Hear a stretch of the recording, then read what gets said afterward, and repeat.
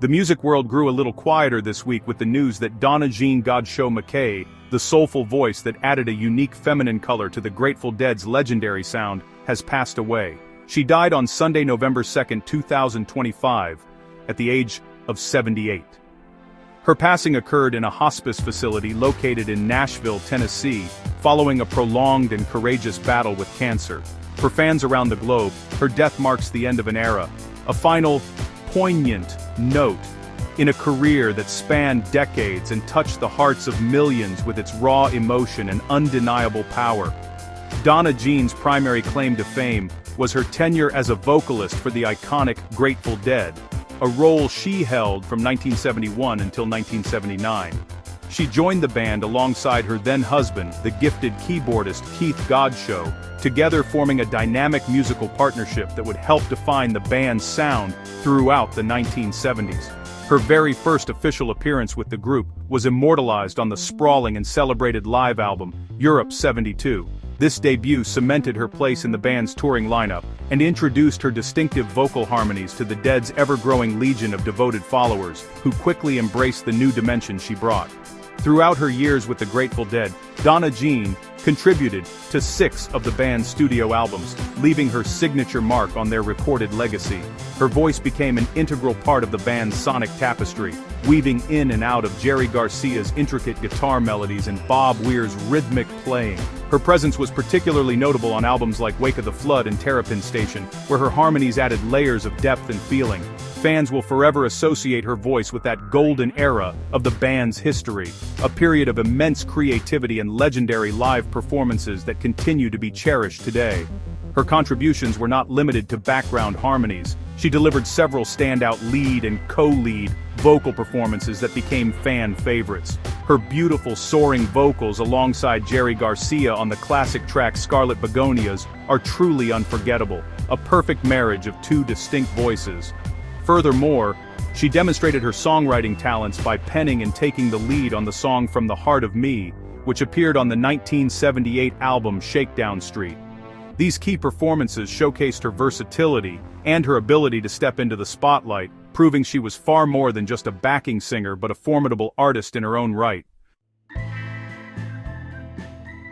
Long before she ever stepped onto a stage with the Grateful Dead, Donna Jean Godchaux McKay had already carved out an impressive and highly respected career as a session singer. During the 1960s, she was a prominent voice at the legendary Fame Studios in Muscle Shoals, Alabama, a hit-making factory that produced some of the most iconic recordings of the era. Her powerful and soulful vocals can be heard on an astonishing number of classic songs. She lent her talents to some of music's biggest names, solidifying her reputation as a go-to vocalist for artists seeking that perfect, emotionally resonant backing harmony for their tracks. Among her most notable pre-Dead contributions was her work on Elvis Presley's monumental hit, Suspicious Minds. Her soaring background vocals on that track are a crucial component of its arrangement, helping to elevate the song to its legendary status. She also sang on Percy Sledge's timeless ballad When a Man Loves a Woman, another classic that benefited immensely from her vocal prowess. These experiences in the highly professional and demanding environment of Muscle Shoals honed her skills and prepared her for the improvisational and free-flowing world of the Grateful Dead, giving her a solid foundation in musical craftsmanship that she would carry with her throughout her entire career. Her session work was not limited to just those 2 iconic recordings. Her versatile voice was sought after by a wide range of artists across different genres. She contributed her vocal talents to recordings by the legendary singer and actress Cher, as well as the prolific singer-songwriter Neil Diamond. This period of her career demonstrated her remarkable ability to adapt her style to fit the needs of any song or artist. Working alongside such diverse and talented musicians provided her with a rich musical education, exposing her to different approaches to songwriting and production that would undoubtedly influence her own artistic sensibilities in the years to come. It was this deep-rooted background in soul and R&B that made her transition into the psychedelic rock world of San Francisco so unique. When she met and married keyboardist Keith Godchaux, their combined musical talents created a compelling proposition for the Grateful Dead. Her soulful inflections provided a stark yet beautiful contrast to the band's folk and blues rock roots, adding a new layer of emotional depth and texture. This fusion of Muscle Shoals soul with San Francisco psychedelia was a key ingredient in the evolution of the Grateful Dead's sound during the 1970s, making their music richer and more complex than ever before. After she and Keith Godchaux parted ways with the Grateful Dead in early 1979, they were eager to forge a new musical path of their own. Together, they founded the Heart of Gold Band in 1980, a project that allowed them to explore their own artistic vision outside the sprawling universe of the Dead. The band was a promising venture, blending rock, soul, and gospel influences into a sound that was both familiar and fresh. It represented a new beginning for the couple, an opportunity to take center stage and build something that was uniquely theirs from the ground up, full of hope and creative potential. Tragically, the promise of the Heart of Gold Band was cut short in the most devastating way imaginable. In July 1980, just a year after leaving the Grateful Dead, Keith Godchaux was killed in a car accident. He was only 32 years old. His sudden and untimely death was a profound personal and professional blow to Donna Jean, shattering their shared dreams for the future and leaving her to navigate an uncertain path forward without her partner. The loss of Keith brought the initial phase of the Heart of Gold Band to an abrupt and heartbreaking end, casting a long shadow over what had been a bright new chapter. Despite the immense grief and personal upheaval, Donna Jean's contributions to the world of music were formally recognized in 1994, when she was inducted into the Rock and Roll Hall of Fame as a member of the Grateful Dead. This prestigious honor served as a powerful affirmation of her significant role in the band's history, and her impact on rock music as a whole. The induction celebrated her unique vocal style, and her place within one of the most influential bands of all time.